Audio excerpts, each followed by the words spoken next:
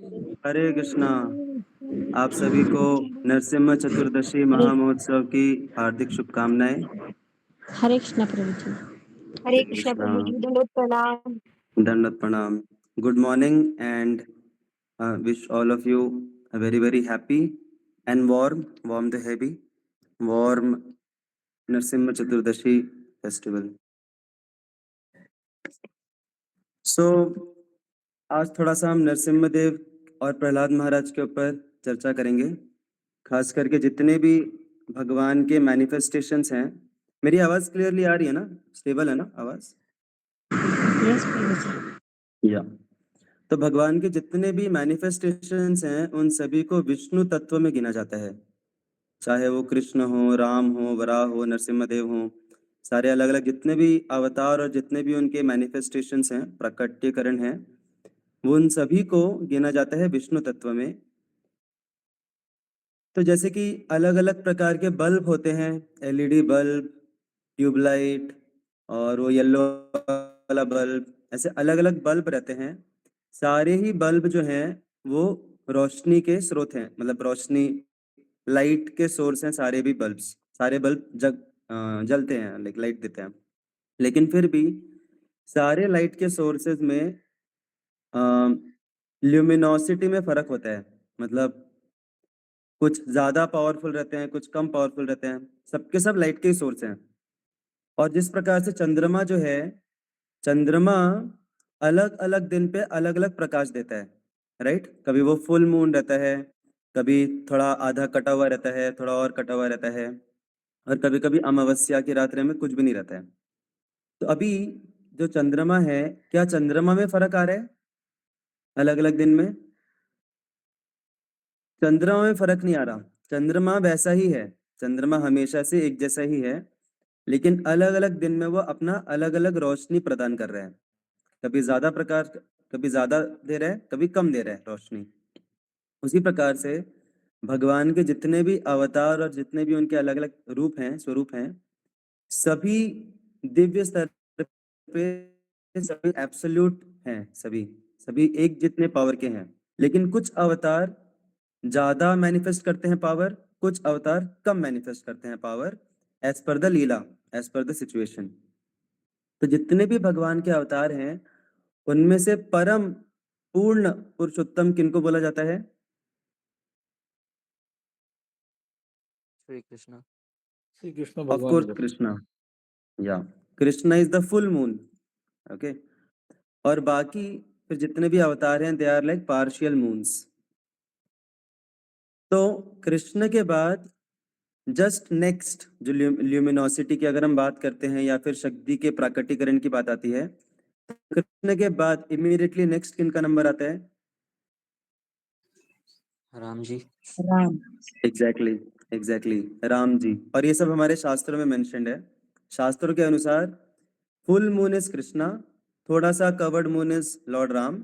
Power में कुछ कमी नहीं है, लेकिन मैनिफेस्टेशन, अमाउंट ऑफ मैनिफेस्टेशन में फर्क है।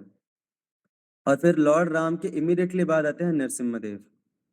तो जितने भी भगवान के अवतार और मैनिफेस्टेशंस हैं उनमें नरसिम्हा देव का बहुत स्पेशल पोजीशन है। एक तो विष्णु के अवतार हैं ही, वो विष्णु तत्व है, लेकिन विष्णु तत्वों में से भी he is in the just immediately after Lord Ram in manifestation of power. तो इसलिए आप देखेंगे कि भगवान के जितने भी अवतार हैं उनमें से हम लोग भी वैष्णवस, स्पेशली इस्कॉन में आपने देखा होगा कि नरसिम्हा देव का स्पेशल पोजीशन है, राइट? इतना स्पेशल है कि बाकी किसी की आरती हो या ना हो, दिन में 3 बार नरसिम्हा देव की आरती होती है। कब कब होती है, किसी को पता है? मॉर्निंग को, दोपहर को और शाम को। एग्जैक्टली और कोई आरती ना, गुरु की आरती 3 बार होती है ना, ऑफ कोर्स भगवान की तो होती ही है, बट और किसी की आरती 3 बार नहीं होती। नरसिम्हा देव की आरती 3 बार, और इवन नॉट जस्ट 3 बार, कोई भी महत्वपूर्ण आरती, कोई भी महत्वपूर्ण कीर्तन या भजन, कुछ भी प्रोग्राम होता है, it always ends with Narasimha aarti. Narasimha aarti नहीं हुई मतलब वो इवेंट एंड नहीं हुआ, इट्स लाइक दैट। इतना महत्वपूर्ण है नरसिम्हा आरती। और उसके अलावा हमारे जो भक्तगण हैं वो लोग कभी भी कहीं जा रहे होते हैं, ट्रैवल कर रहे होते हैं, बस में, ट्रेन में, स्कूटी पे, बाइक पे, उनका एक नियम है कि गाड़ी स्टार्ट होते ही सबसे पहले क्या होना चाहिए? सबसे पहले नरसिम्हा आरती होनी चाहिए, जिससे कि नरसिम्हा देव हमें प्रोटेक्ट करें। ओके, तो अभी क्या नरसिम्हा देव हमारे बॉडीगार्ड हैं? हम उनको प्रोटेक्शन मांग रहे हैं, मतलब नरसिम्हा देव ने नरसिम्हा आरती गा ली, मतलब कैसे भी गाड़ी चलाओ सब चलता है, ऐसा है क्या? No, it's not like that. तो भगवान जो है नरसिम्हा देव, खास करके उनका प्रकटीकरण हुआ है अपने भक्तों को अभय देने के लिए और अपने भक्तों को प्रोटेक्शन देने के लिए उनका अवतार हुआ है। लेकिन ये जो प्रोटेक्शन है, ये शारीरिक प्रोटेक्शन नहीं है, ये आत्मा का प्रोटेक्शन है। तो नरसिम्हा देव जो है वो आत्मा को प्रोटेक्ट करते हैं। ओके, अभी आप लोग बोलोगे आत्मा को कैसे प्रोटेक्ट करते हैं? आत्मा तो कभी मरती नहीं है, राइट? मरता तो शरीर है। तो आत्मा को कैसे प्रोटेक्ट करते हैं? बाय द वे, आत्मा भी मरती है। आप में से किसी को पता है आत्मा भी मरती है? हमारे शास्त्रों में, गीता में और अलग अलग शास्त्रों में मेंशन्ड है आत्मह। कुछ व्यक्तियों को आत्मह बोला जाता है। आत्मह मतलब वो आत्महत्या वाला आत्मह नहीं। आत्मह मतलब जो अपनी आत्मा को मारता है। तो आत्मा कैसे मरती है, कोई बता सकता है? या आत्मा मरती है, देखिए मरने का मतलब क्या होता है, मृत्यु का मतलब क्या होता है? मृत्यु का मतलब होता है अपने नेचर को खो देना, राइट? अभी अभी किसी को मृत क्यों बोलते हैं? क्योंकि वो जब जिंदा था तो बहुत सारे कार्य कर रहा था, उसका नेचुरल पोजीशन में था, वो कार्यरत था। मृत्यु के बाद क्या हो गया? इनएक्टिव हो गया, तो वो अपने नेचर को उसने खो दिया। सो डेथ मीन्स अपने नेचर को खो देना। क्लियर यहाँ तक?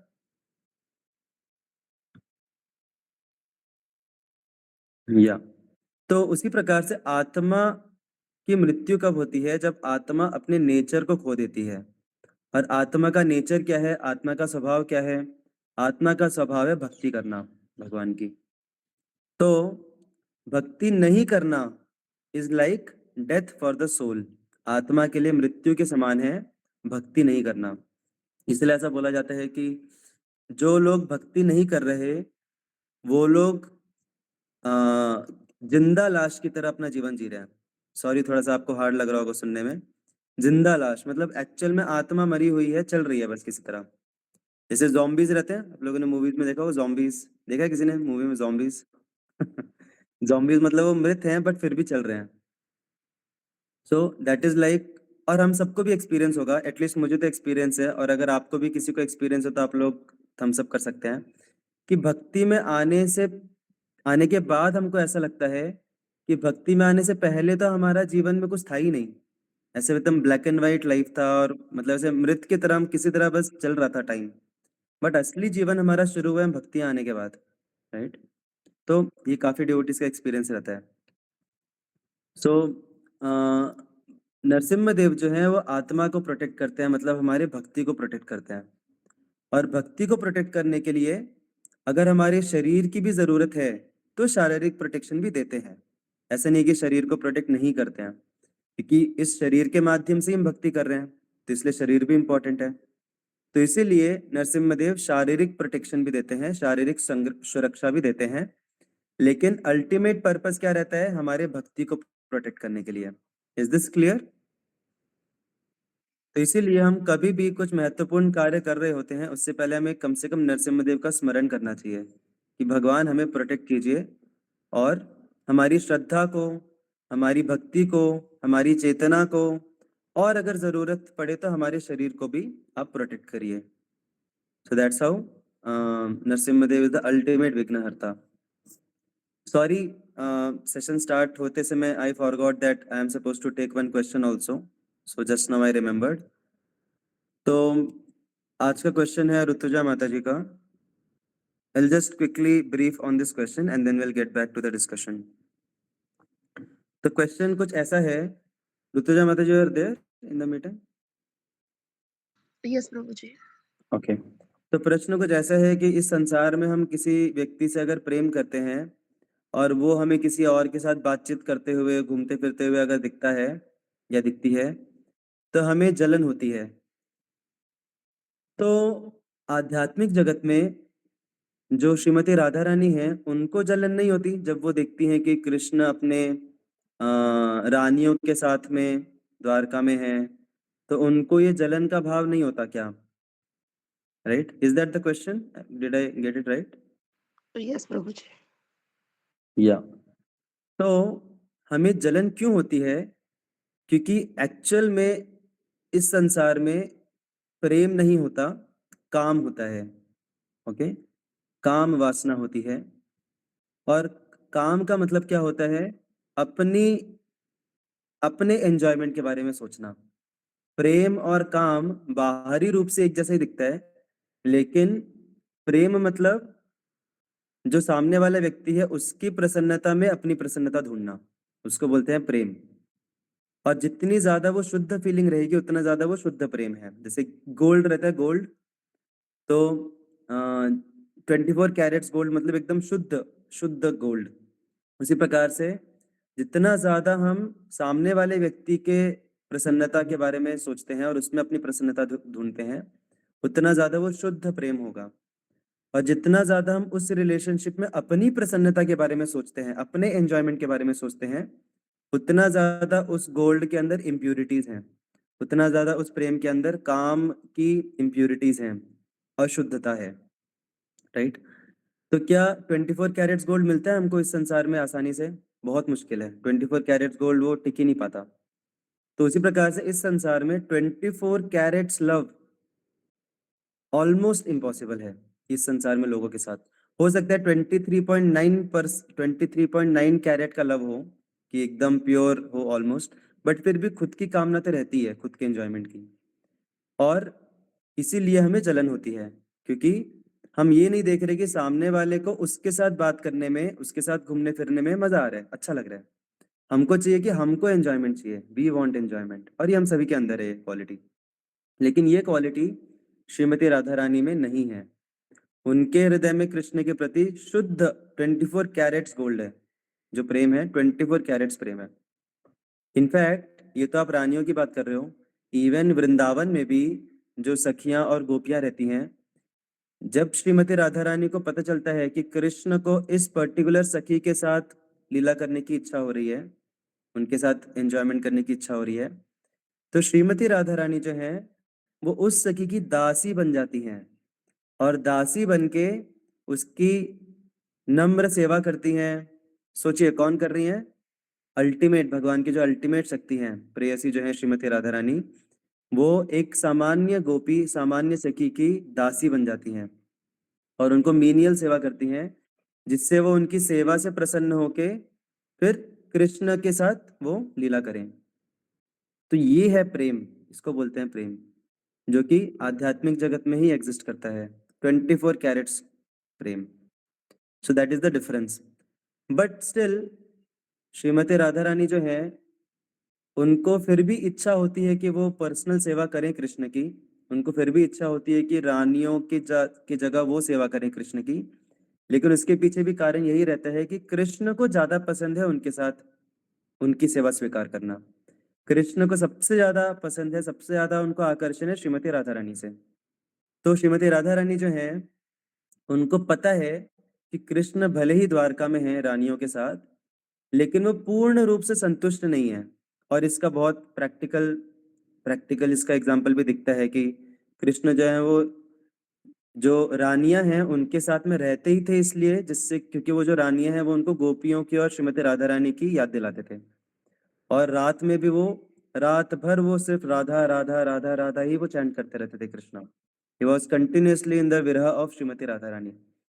तो श्रीमती राधा रानी की इच्छा थी कि वो पर्सनल सेवा करें कृष्ण की, लेकिन खुद के एंजॉयमेंट के लिए नहीं, क्योंकि उनको पता है कि कृष्ण को उनके साथ में ज्यादा एंजॉयमेंट आता है इसलिए। बट अल्टीमेट पर्पस क्या है, अल्टीमेट एसेंस क्या है? उनको और कोई चीज से कुछ लेना देना नहीं है, खुद के एंजॉयमेंट से कुछ लेना देना नहीं है। उनको सिर्फ एक ही चीज चाहिए कि कृष्ण को परम आनंद मिले। That is the only and only consideration.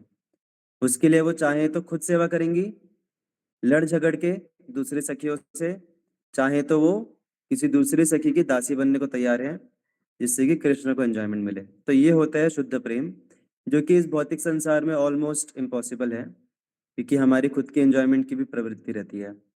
So that is the difference. Is that fine माता जी? Yes, Prabhuji. Yeah. Hare Krishna. So we'll get back after a detour. We'll get back to our discussion of the festival today. तो तो नरसिम्हा देव जो हैं वो खास करके उनका प्रकटीकरण हुआ है किस कारणवश? अपने भक्तों को अभय प्रदान करने के लिए, उनके विघ्नों को हरने के लिए। कौन से विघ्न? प्रॉपर्टी बनाने वाले विघ्न, या फिर स्कूल में अच्छे मार्क्स लाने वाले विघ्न, या फिर अपनी सैलरी बढ़ाने वाले विघ्न? कौन से विघ्न? कौन से विघ्न? प्रभु जी जो भक्ति में बाधक है वैसे। हाँ भक्ति में जो बाधक बनते हैं या हमारी आत्मा को जो मारते हैं, ऐसे विघ्न। तो हमारी भक्ति में जो बाधा बन रहे हैं उन विघ्नों को हरते हैं। जनरली हम लोग जब भी विघ्नहर्ता बोलते हैं इमीडिएटली आता है कि विघ्नहर्ता मतलब जो हमारे बैंक बैलेंस को बचाएगा, जो हमारे फैमिली मेंबर्स को बचाएगा, जो हमारे जॉब को बचाएगा, right? So that is not actual protection, क्योंकि अल्टीमेटली कितना भी बचा लें, एक ना एक दिन तो वो जाने वाला है, राइट? कब तक बचाओगे आप? कब तक आप प्रार्थना करके बचाओगे? एक ना एक दिन जाने ही वाला है वो। तो असली में चीज जो है हमारी संपत्ति, वास्तविक संपत्ति जो है वो हमारी भक्ति है, और भगवान हमारी भक्ति को बचाते हैं। और अगर भक्ति को बचाने के लिए हमारा बैंक बैलेंस जरूरी है, हमारी प्रॉपर्टी जरूरी है, हमारे रिश्तेदार जरूरी हैं, तो भगवान इनको भी बचाते हैं। तो that is the complete understanding of विघ्नहर्ता। और ऐसे कई सारे केसेस हुए हैं। ये मैं नरसिम्हा लीला पे तो बाद में आऊंगा। आज के जमाने में, आज के कंटेम्पररी टाइम्स में ऐसा कई बार हुआ है कि भक्तों ने नरसिम्हा देव की शरण ली और नरसिम्हा देव ने उनको टेंजिबली बचाया, उनके शरीर को बचाया। जैसे अपना पूरे इस्कॉन का जो हेडक्वार्टर है, कहाँ पर है आपको पता है? मायापुर। यस, श्रीधाम मायापुर में, वेस्ट बंगाल में, नवद्वीप में। चलेंगे हम लोग किसी दिन, बहुत सुंदर जगह है। आप लोग जाओगे तो आपको वापस आने की इच्छा ही नहीं होगी। एकदम स्वर्ग जैसी जगह है, वेरी ब्यूटीफुल। तो वहां पे एक समय था जब बहुत गुंडागर्दी होती थी। वो क्योंकि वो एक्चुअली मायापुर जो नाम है उससे पहले उसका नाम था मियापुर। मियापुर से वो मायापुर हुआ है। तो मियापुर मतलब मियाँ लोगों का पुर, मतलब सारे मुस्लिमों का, मुस्लिम डोमिनेटेड वो पूरा एरिया था। और वहाँ पे जब मंदिर बनने का शुरू हुआ, मंदिर बना, तो बहुत आक्रमण होते थे, गोलियां चलती थी, बहुत अम, भक्तों के ऊपर बहुत ये होता था, क्या बोलते हैं, भक्तों का शोषण होता था। क्योंकि ये सारे भक्त कौन थे? ये सारे भक्त थे वेस्टर्न डिवोटीज। पाश्चात्य देशों से प्रभुपाद ने भक्तों को लाया था उधर उसको डेवलप करने के लिए। और ये मुस्लिम लोग अलग अलग आरोप लगाते थे, बहुत बहुत हिंसा होती थी वहां पे।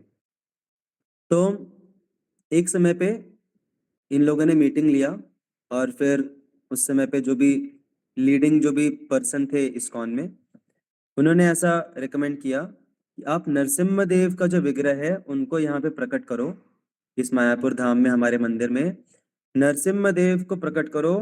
नरसिम्हा देव प्रकट होंगे तो सारे तुम्हारे विघ्न खत्म हो जाएंगे। ये जितने भी गुंडागर्दी हो रही है, डाकू वाकू जो भी आ रहे हैं, मुस्लिम लोग आक्रमण कर रहे हैं, सब खत्म हो जाएगा। ऐसा उन डिवोटी को, बहुत सीनियर डिवोटी थे प्रभुपाद के शिष्य, उनको ये साक्षात्कार आया। और फिर वहां पे ये नरसिम्हा का विग्रह स्थापित किया गया। और ये विग्रह जो है, किसी ने दर्शन लिया है कभी प्रत्यक्ष रूप से या फिर ऑनलाइन फोटो वोटो के थ्रू? या तो बहुत खूंखार विग्रह है। नरसिम्हा देव के भी बहुत अलग अलग विग्रह, अलग अलग मूड में विग्रह रहते हैं। उनमें से सबसे खूंखार विग्रह जो रहता है उसका नाम है उग्र नरसिम्हा। उग्र नरसिम्हा मतलब, उग्र मतलब एकदम खतरनाक, फियर्स फॉर्म, एकदम डरावना फॉर्म। तो उग्र नरसिम्हा मतलब नरसिम्हा देव जब खंबा फोड़ के बाहर आए, ओके, खंबा फोड़ के बाहर आए वो, फिर हिरण्यकशिपु के साथ लड़ाई किया, और लड़ाई करके फिर उनका अपनी जांघ पे लेके उनको चीरा। तो उग्र नरसिम्हा कौन सा मूड है भगवान का, कोई बता सकता है? कौन सी एक्टिविटी वाला मूड है? Any guess? एंगर। एंगर तो है ही, बट क्या करते हुए नरसिम्हा थे वो? जैसे अभी फोटो खींचता है ना, तो उस टाइम पे क्या कर रहे थे वो जब विग्रह जो फॉर्म है वो उस टाइम पे क्या कर रहे थे वो? क्या हिरण्यकशिपु का वध कर रहे थे, या फिर वो आ, वध करने के बाद फिर प्रहलाद महाराज का उन्होंने सिर भी सहलाया, उनको चाटा भी प्रेम में, तो क्या वो वाला रूप है? नहीं, ये जो उग्र नरसिम्हा फॉर्म है, ये इमीडिएटली जब नरसिम्हादेव खंबा फोड़ के बाहर आए उस टाइम का फॉर्म है वो। खंबा फोड़ के वो जस्ट बाहर आए हैं अभी। ओके, तो आप सोचिए, खंबा फोड़ के बाहर है उस समय कितने गुस्से में होंगे नरसिम्हादेव, राइट? कितने गुस्से में होंगे। That is like the epitome of anger. जैसे हम लोग बोलते हैं ना कि भगवान हर चीज में सर्वश्रेष्ठ है, हर चीज में अल्टीमेट है भगवान, तो इवन एंगर में भी भगवान अल्टीमेट है। हम में से जो भी जिन भी लोगों को गुस्सा आता है, आप लोग कितना भी गुस्सा करो, आप नरसिम्हादेव जितना गुस्सा नहीं कर सकते। ओके, तो यू शुड फील गुड कि गुस्से में भी आपके लिए आपको उतना गुस्सा नहीं आता। सो उग्र नरसिम्हा जो फॉर्म है वो जब नरसिम्हादेव इमीडिएटली बाहर आए वो वाला फॉर्म है, तो very angry form of Lord. और वो जो विग्रह है वो सामान्य पत्थर से नहीं बना है, वो जिंदा पत्थर से बना है। अभी हमको ये साइंस नहीं पता, लेकिन पत्थरों में भी कुछ पत्थर जिंदा पत्थर होते हैं। जिंदा पत्थर मतलब उनकी कुछ कैरेक्टरिस्टिक्स रहती हैं, उनको आप ऐसे कान के पास लाओगे तो आपको कुछ तो हल्की हल्की आवाज आएगी, और वो बहुत स्पेशलिस्ट पर्सन जो रहते हैं वही सुन पाते हैं उसको। तो वो जो पूरा विग्रह है वो किसी साधारण पत्थर से नहीं बना है। डिवोटीज ने बहुत पूरे भारत भर में घूम के पूरा शोध करके कहाँ पे मिलता है वो पत्थर, बहुत स्पेशल पत्थर से बना है जो कि जिंदा पत्थर रहता है, अलाइव स्टोन। उसको आप कान के पास लाओगे तो अंदर से हल्की हल्की कुछ तो आवाज आती है, तो उस पत्थर से वो विग्रह को बनाया है। तो सेशन होने के बाद आप लोग दर्शन ले सकते हैं। Very very amazing form of Narasimhadeva. और जब उनकी स्थापना हुई उसके बाद से, उस दिन से आज तक एक भी रिपोर्ट नहीं आया, एक भी ऐसा केस नहीं हुआ कि किसी ने आक्रमण किया मायापुर मंदिर के ऊपर। एक भी नहीं हुआ, हल्का सा भी कोई नहीं कुछ कर पाया कुछ। तो this is the power of Narasimhadeva. उसी प्रकार से अभी रिसेंटली नहीं बोलेंगे, कुछ सालों पहले ये अपना ताज ताज होटल था, राइट, जिसके ऊपर टेररिस्ट लोगों ने अटैक किया था मुंबई में। ताज होटल ही था ना, या? तो ताज होटल में जब उन्होंने अटैक किया टेररिस्ट लोगों ने, तो जो एटीएस टीम रहती है, एटीएस टीम पता है सभी को? Anti terrorist squad. तो एंटी टेररिस्ट स्क्वाड में एक हमारे इस्कॉन के भक्त भी थे, ये किसी को पता नहीं है, बट एक भक्त हमारे इस्कॉन के भी थे उस एंटी टेररिस्ट स्क्वाड में। और वो अंदर जाके वो फायरिंग वायरिंग हो रहा है, सब लड़ाई वड़ाई हो रही है, वो उनको पकड़ने का प्रयास कर रहे हैं ऑल दैट। उतने में अभी ये जो है, आप इमेजिन कीजिए, सीन विजुअलाइज कीजिए कि ये जो डिवोटी हैं इनके आजू बाजू में और भी उनके टीम मेंबर्स हैं एटीएस टीम के, और वो लोग सामने कॉरिडोर में आगे बढ़ रहे हैं, और सामने कुछ तो ऐसे ये जो टेररिस्ट हैं ये लोग छुपे हुए हैं। और इमीडिएटली ये जो टेररिस्ट लोग रहते हैं क्या करते हैं, ये एक बॉम्ब फेंकते हैं। और कौन सा वाला बॉम्ब? स्मोक वाला बॉम्ब। स्मोक वाला मतलब पूरा धुआं धुआं हो जाता है, पूरे कॉरिडोर में धुआं धुआं हो जाता है, कुछ दिखाई नहीं देता। ठीक है, पास का भी नहीं, दूर का भी नहीं, वो दोनों एक दूसरे को भी नहीं देख पाते, इतना धुआं हो जाता है वो। और इमीडिएटली धुआं धुआं होते ही फायरिंग शुरू हो जाती है सामने की तरफ से टेररिस्ट द्वारा। और फिर इनको मतलब फायरिंग हो रही है और इनको भी डर लग रहा है, अरे फायरिंग हो रही है, कुछ दिख नहीं रहा, कोई भी गोली उनको लग सकती है, राइट? आप लोग खुद को रखिए उस सिचुएशन में। कौन कौन है मीटिंग में प्रेजेंट? कौन कौन हमारे साथ एटीएस टीम में प्रेजेंट है? Can raise your hand. जो जो प्रेजेंट है प्लीज रेज योर हैंड।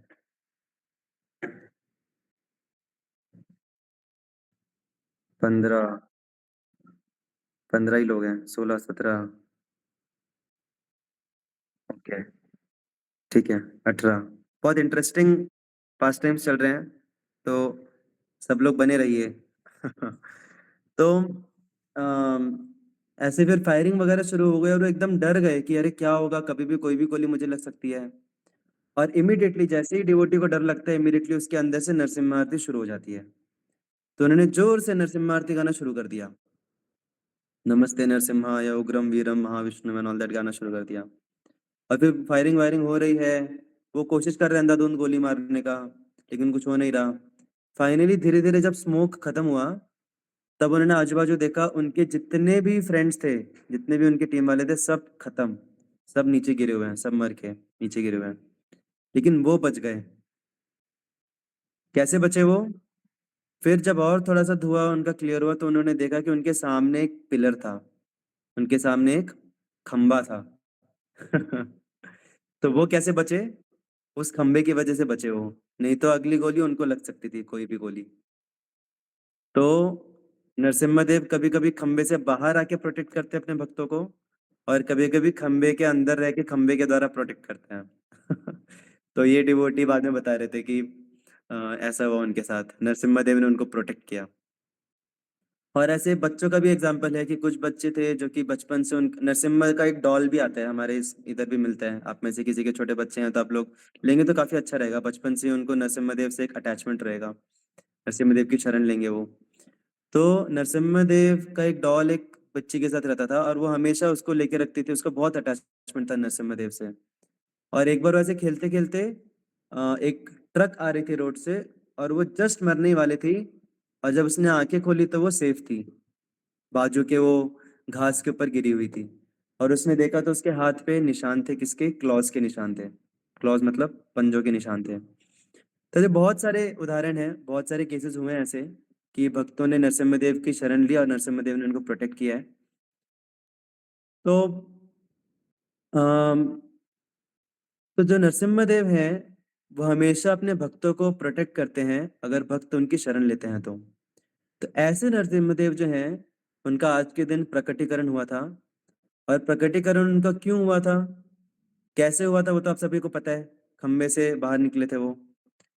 लेकिन क्यों हुआ वो उनका प्रकटीकरण? नरसिम्हादेव प्रकट ही क्यों हुए उस लीला में? जो प्रहलाद महाराज की जो लीला थी, उसमें नरसिम्हादेव क्यों प्रकट हुए?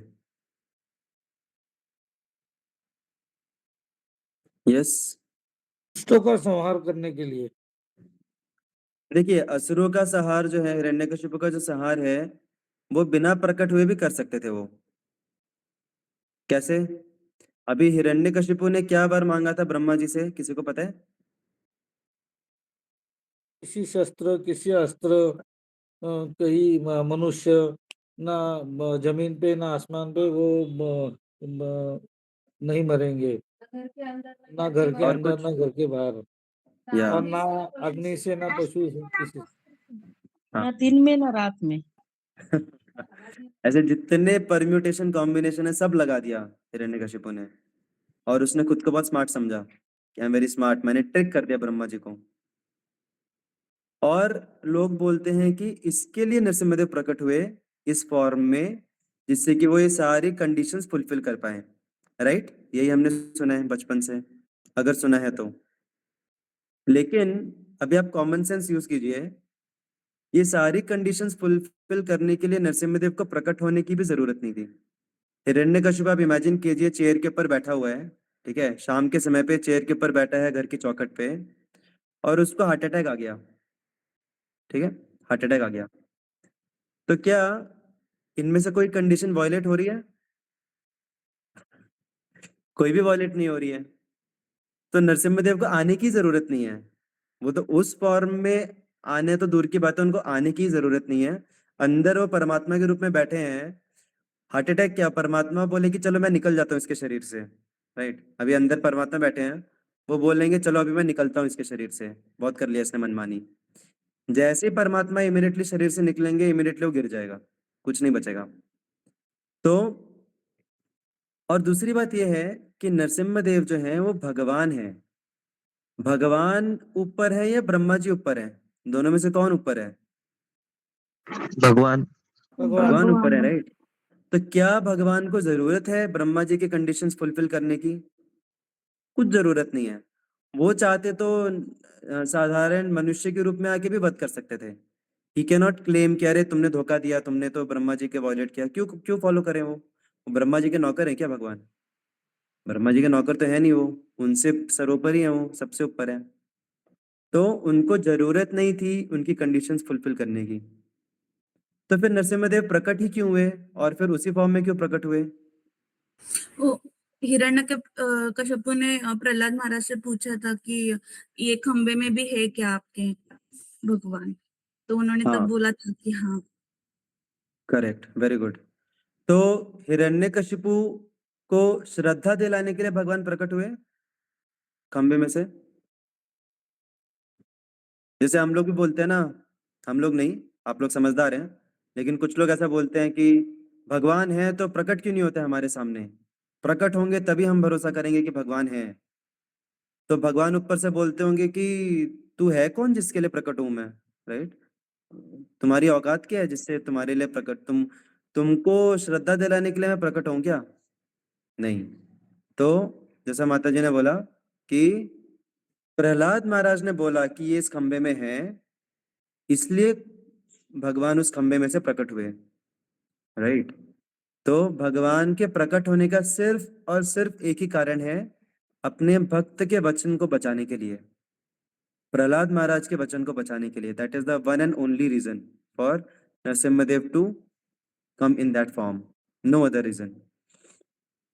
क्योंकि भगवान को अपने वचनों से ज्यादा अपने भक्तों के वचनों की चिंता रहती है कि मेरे भक्तों के जो वचन है वो कभी खाली नहीं जाने चाहिए।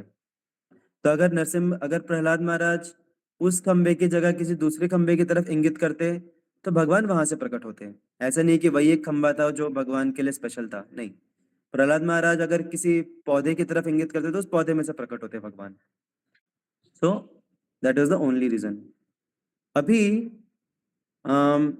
आप लोग मुझे बताइए, एनीवेज अभी 3 ही मिनट बाकी हैं, तो इसमें हम आगे चर्चा करेंगे तो और ज़्यादा टाइम चले जाएगा। और आज शाम का भी हमारा सेशन इसी को कंटिन्यू करेगा, नरसिम्हा लीला को। उसमें हम और ज़्यादा डीपर एस्पेक्ट्स पे जाएंगे नरसिम्हा देव के, नरसिम्हा लीला के। बहुत सारी ऐसी चीज़ें हैं जो हमें पता नहीं है, बिहाइंड द सीन्स बहुत सारे हैं इस पास टाइम के, और जो पता है उसमें भी बहुत सारे डीप एस्पेक्ट्स हैं जो जनरली लोगों को पता नहीं रहते। तो उन सब एस्पेक्ट्स के ऊपर हम डिस्कस करेंगे। लेकिन एक महत्वपूर्ण पार्ट इसमें यह है कि प्रहलाद महाराज जो है वो इतने प्रिय कैसे हो गए भगवान को, ऐसा क्या था उनके अंदर ऐसा। अभी आप लोगों को पता नहीं होगा शायद कि प्रहलाद महाराज पिछले जन्म में क्या थे, किसी को पता है? Who was Prahlad Maharaj in his previous life? Okay, तो ये मैं शाम के सेशन में बताऊंगा, वेरी इंटरेस्टिंग पार्ट, जिससे आप लोग शाम के सेशन में आइए, सस्पेंस है ये। लेकिन एटलीस्ट इतना मैं बताऊंगा कि वो भक्त नहीं थे पिछले जन्म में, he was not a devotee. तो अचानक से ऐसा टर्निंग पॉइंट क्या आया उनके जीवन में जिससे कि भगवान को इतने प्रिय हो गए, वो भक्त कैसे बने? अपनी पिछले जन्म में भी इंटरेस्टिंग चीज है जिसके माध्यम से वो बने, लेकिन इस जन्म में ऐसा क्या हुआ जिसकी वजह से उनका टर्निंग पॉइंट आया जीवन में? यस, कोई बता सकता है? या so the turning point was Narada Muni's कृपा। तो नारद मुनि की कृपा उनको कैसे मिली? नारद मुनि ने उनको आशीर्वाद दिया, उनको आलिंगन दिया, उनके सिर थपथपाया, उनको प्रसाद दिया। क्या दिया नारद मुनि ने उनको? जब भी वो गर्भ में थे तभी उनकी माता को कृष्ण कथा बताई। तो नारद मुनि की कृपा कैसे आई उनको? कथा के रूप में, भगवान कृष्ण कथा के रूप में। तो श्रवण के माध्यम से प्रहलाद महाराज को कृपा प्राप्त हुई नारद मुनि की। एंड इनफैक्ट वो नारद मुनि उनको कथा कर भी नहीं रहे थे, ऑफ कोर्स उनके लिए ही था अल्टीमेटली, बट कथा किनको कर रहे थे? वो कथा कर रहे थे उनकी माँ को। उनकी माँ का नाम पता है किसी को? General knowledge. Kayadhu. Yes, Kayadhu. तो कयादू को वो कथा कर रहे थे। कयादू नहीं सुन पाई अच्छे से क्योंकि वो अलग अलग एंजाइटीज में थी, लेकिन प्रहलाद महाराज सुन पाए क्योंकि वो असहाय भाव में थे। जब बच्चा पेट के अंदर रहता है तो वो असहाय भाव में रहता है, असहाय स्थिति में रहता है। तो उस असहाय स्थिति में उन्होंने नारद मुनि की कथा सुनी, कृष्ण कथा, और उस कृष्ण कथा की वजह से वो उनका पूरा जीवन बदल गया, और वो इतने सेलिब्रेटेड पर्सनालिटी और इतने भगवान के शुद्ध भक्त बन गए just by hearing from Narad Muni. तो यहाँ पे हमें 2-3 चीजें सीखने को मिलती हैं। कोई बता सकता है 2-3 चीजें इसमें से क्या सीखने को मिलती हैं? क्विकली, हमारा टाइम अप हो गया है। श्रवणम करना चाहिए एंड असहाय भाव में भगवान को याद करना चाहिए। Very good. श्रवण करना चाहिए असहाय भाव में, शेल्टर लेना चाहिए, हमें शरण लेनी चाहिए भगवान की कथा की, राइट? जितना हो सके हमें एब्जॉर्ब होके सुनना चाहिए, जैसे प्रहलाद महाराज, क्योंकि श्रवण तो कयादु भी कर रही थी, लेकिन कयादु श्रवण कर रही थी अलग अलग टेंशन्स के साथ। तो हमें कोशिश करना चाहिए कि कम से कम जितने समय हम लोग श्रवण कर रहे हैं उतने समय हम सिर्फ श्रवण करें, बाकी सारे टेंशन्स को भूल के करें, बाकी सब कुछ बाद में। अभी मुझे शेल्टर लेनी है, अभी मुझे शरण लेनी है श्रवण की, तब जाके हमारा हृदय परिवर्तित होगा। पहली बात ये। तो पहली बात ये कि हमें श्रवण करना चाहिए और असहाय भाव में श्रवण करना चाहिए, शरण के भाव, शरणागति के भाव से, कि मैं बहुत पतित हूँ और अगर मैं श्रवण ठीक से नहीं करूंगा तो मैं ऐसे ही रह जाऊंगा। तो मुझे खुद को भक्ति में आगे बढ़ाना है, इसलिए मैं श्रवण कर रहा हूँ। ऐसे नहीं कि पॉइंट्स, जिससे मुझे पॉइंट्स मिले फिर मैं भी उसको शेयर करूँ क्लास में, that is good, but ultimate purpose is to purify ourselves and uplift ourselves. दूसरी पॉइंट कि हमें जब तक हम श्रवण कर रहे हैं तब तक हमें बाकी सारी एंजाइटीज को थोड़ा बाजू में रखना चाहिए, पूरी चेतना लगानी चाहिए श्रवण में। और तीसरा एक बहुत इंपॉर्टेंट एस्पेक्ट है कि जब कोई स्त्री गर्भवती होती है तो उसको श्रवण करना चाहिए।